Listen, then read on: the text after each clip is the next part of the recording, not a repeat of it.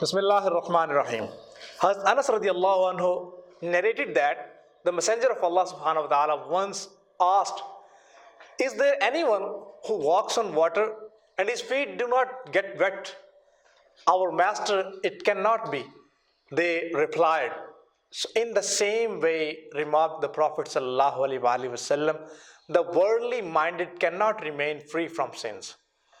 So the worldly minded person in the above in this hadith signifies one who is intent on gain and worldly pleasure. Such a person cannot remain safe from sin. But if the ultimate aims of bondsmen be the seeking of countenance of Lord and the occupation in the worldly interest in only a means to it, he will not be called worldly minded.